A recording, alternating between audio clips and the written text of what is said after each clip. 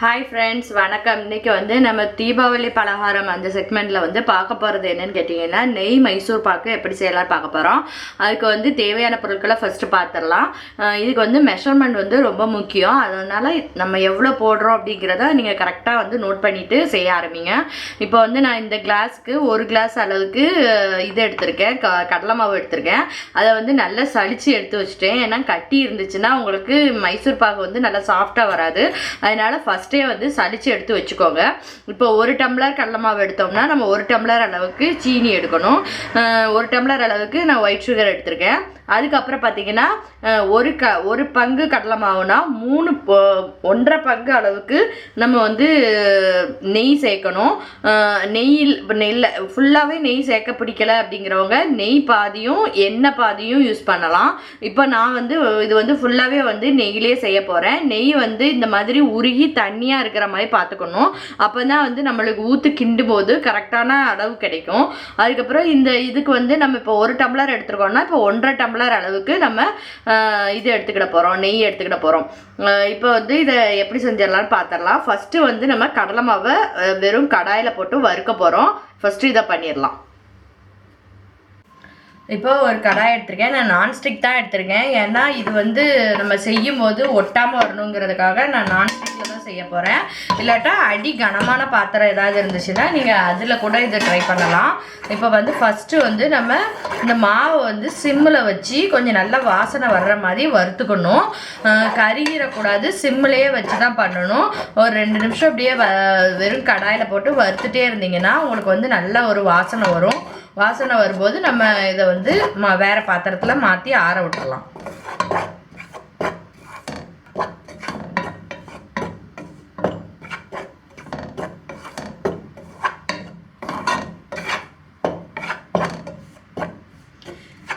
இது வந்து மாவு வந்து நல்லா வந்து ஒரு வாசனை வர்ற மாதிரி வறுத்தாதான் உங்களுக்கு வந்து கடலை மாவு ஸ்மெல்லு வந்து நம்ம மைசூர் பாக்கு செஞ்சு முடிக்கும் போது இருக்காது.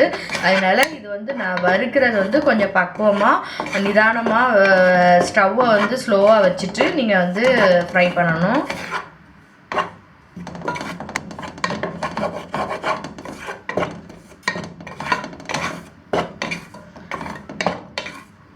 இப்போ வந்து கடலை மாவு வந்து நல்லா ஃப்ரை ஆகிடுச்சு. இப்போ இதை வந்து நம்ம ஒரு பவுலுக்கு மாற்றிடலாம். ஏன்னா இப்போ இதை வந்து நம்ம வந்து பவுலுக்கு மாற்றிட்டு நம்ம எடுத்து வச்சுருக்க நெய்யில் ஒரு பாதி நெய்யில் இதை கலந்து வச்சுக்கிட போகிறோம். அதனால் அதை கலக்கிறதுக்கு ஏற்ற மாதிரி ஒரு பவுலில் இதை மாற்றி வச்சுக்கிடுவோம். இப்போது நம்ம வந்து அடுத்து ஜீனி பாகு காய்ச்ச போகிறோம். இதுக்கு சீனி போட்டாச்சு. இதுக்கு வந்து ஒரு 1/4 டம்ளர் அளவுக்கு மட்டும் நம்ம எடுத்த கப்புக்கு ஒரு 1/4 கப் அளவுக்கு மட்டும் நம்ம தண்ணியை வந்து சேர்த்துடலாம். சேர்த்து இப்போ இது வந்து ஒரு கம்பி பதம் வர்ற அளவுக்கு நம்ம வந்து இதை காய்ச்ச போகிறோம். இப்போ வந்து நம்ம வந்து ஃபஸ்ட்டு கடலை மாவை நெய்யில் கரைச்சி வச்சுக்கலாம். தண்ணியிலலாம் கரைக்கக்கூடாது. நான் எவ்வளோ அளவு நெய் சொன்னனோ அந்த அளவு நெய் போட்டால் தான் உங்களுக்கு வந்து இது வந்து சூப்பராக இருக்கும் சாப்பிட்றதுக்கு. அதனால இப்போ இதே டம்ளருக்கு ஒரு 3/4 டம்ளர் அளவுக்கு நெய் விட்டு இதை வந்து ஃபஸ்ட்டு கரைச்சிக்கலாம். இது நீங்கள் விடுற நெய்யோட அளவை வந்து நீங்கள் மைண்டில் வச்சுக்கோங்க. இதை வந்து இப்படி நெய்யில் நம்ம கரைச்சிட்டு செய்யும்போது நம்மளுக்கு வந்து கட்டி விழாமல் நம்ம அழகாக வந்து இந்த மைசூர் பாகை வந்து செஞ்சு முடிச்சிடலாம்.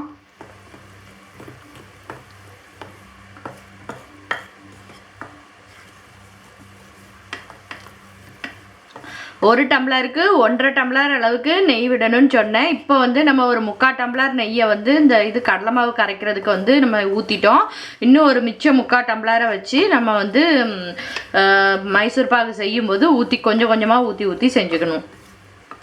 அதில் வந்து நீங்கள் நிறைய நெய் இருக்குது நம்ம பாதியாக கம்மி பண்ணிக்கலான்லாம் கம்மி பண்ணாதீங்க. கம்மி பண்ணிங்கன்னா கண்டிப்பாக வந்து மைசூர் பாகு வந்து நல்லா சாஃப்டாக நம்ம கடையில் வாங்குற மாதிரி கிடைக்காது. இப்போ பார்த்தீங்கன்னா நம்மளுக்கு ஒரு கம்பி பதம் வந்து வந்துடுச்சு. இப்போ நம்ம நெய்யில் வந்து கரைச்சி எடுத்து வச்சுருக்க கடலை மாவை கொஞ்சம் கொஞ்சமாக ஊற்றி இப்போ இதில் வந்து மிக்ஸ் பண்ண போகிறோம். நீங்கள் இந்த மாதிரி மிக்ஸ் பண்ணிவிட்டு நெய்யில் வந்து கலந்துட்டு இதில் சேர்த்திங்கன்னா உங்களுக்கு வந்து சூப்பராக வந்து கட்டி தட்டாமல் நல்லா சூப்பராக வந்து மைசூர் பாகு கிடைக்கும். சிம்மிலே வச்சுக்கோங்க. தீயை கூட்டி வச்சிங்கன்னா உங்களுக்கு வந்து இது வந்து நல்லா வெந்திருக்காது. பிறகு மைசூர் பாகு டேஸ்ட் வந்து நல்லா இருக்காது.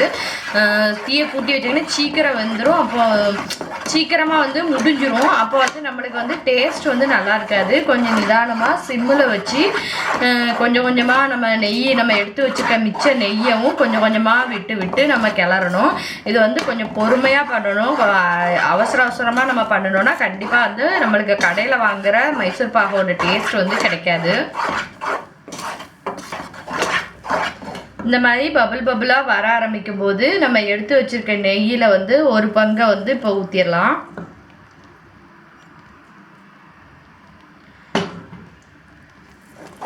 திருப்பி அந்த நெய்யெல்லாம் வந்து அந்த கடலை மாவு உள்ளே இழுக்கிற வரைக்கும் நம்ம வெயிட் பண்ணணும்.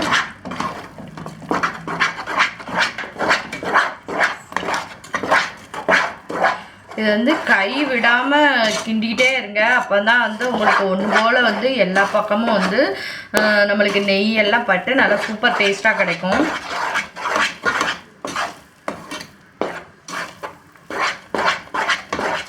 இப்போ பார்த்தீங்கன்னா நம்ம ஊற்றின நெய் எல்லாத்தையும் வந்து உள்ளே இழுத்துட்டு இப்போ திருப்பி அடுத்த நெய் இருக்கிறதுல மிச்சம் கொஞ்சத்தை இதில் ஊற்றணும்.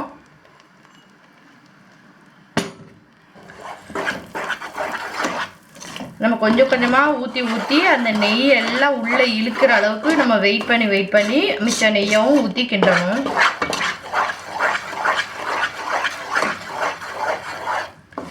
இது வந்து ரொம்ப சிம்பிள் தான். என்ன நம்ம கொஞ்சம் பொறுமையாக செஞ்சோன்னா நல்லா சூப்பர் டேஸ்டியாக நம்மளுக்கு வீட்டிலையே வந்து மைசூர் பாகு கிடைக்கும்.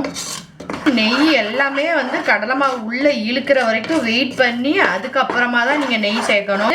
உள்ளே இழுத்துட்டு நம்மளுக்கு நெய்யை திருப்பி வந்து மிச்சம் இருக்கிற நம்ம மீதி நெய்யவும் இதில் ஊற்றிடலாம். இது வந்து பார்க்கும்போது நம்ம இவ்வளோ நெய் ஊற்றுறோமேன்னு சொல்லிட்டு நீங்கள் நெய்யோட அளவை வந்து குறைச்சிடாதீங்க. இப்போ நம்ம லாஸ்ட்டு ஊற்றின நெய்யவும் வந்து அந்த கடலை மாவு வந்து உள்ளே இழுத்து நம்மளுக்கு வந்து ஒரு பக்குவம் வரும். அந்த சமயத்தில் நம்ம ஸ்டவ் ஆஃப் பண்ணிடுவோம். இப்போ பார்த்தீங்கன்னா நம்ம ஊற்றின நெய்யெல்லாம் வந்து எவ்வளோ இருந்துச்சு அவ்வளோவுமே வந்து அந்த கடலை மாவு வந்து உள்ளே இழுத்துட்டு பாருங்கள். இப்போ பார்த்தீங்கன்னா நல்லா சட்டியில் ஒட்டாமல் நல்லா சூப்பராக வந்து சுற்றி வரும். சுற்றி வந்துச்சுன்னா நம்மளுக்கு வந்து இது ரெடி ஆகிடுச்சு. நம்ம ஸ்டவ் ஆஃப் பண்ணிடலான்னு அர்த்தம். இப்போ நெய்யெல்லாம் ஒன்றுமே வெளியே இல்லை. நம்ம இப்போ வந்து ஸ்டவ் ஆஃப் பண்ணிடலாம். இப்போ நம்ம ரெடி பண்ணி வச்சுருக்கிற மாவை வந்து இந்த மாதிரி ஒரு கண்ணாடி பாத்திரத்தில் நம்ம ஊற்றி எடுத்து வச்சுக்கலாம்.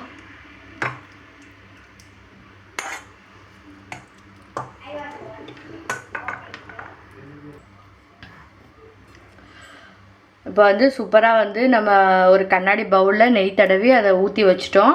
இது வந்து கொஞ்சம் வந்து செட் ஆகட்டும். ஒரு அரை மணி நேரம் கழித்து நம்ம பார்க்கலாம். பார்த்திங்கன்னா நம்ம ஊற்றி வச்ச மைசூர் பாக்கு வந்து நல்லா ஆறிடுச்சு. இப்போ இதில் வந்து உங்களுக்கு விருப்பப்பட்ட ஷேப்பில் கட் பண்ணிக்கலாம்.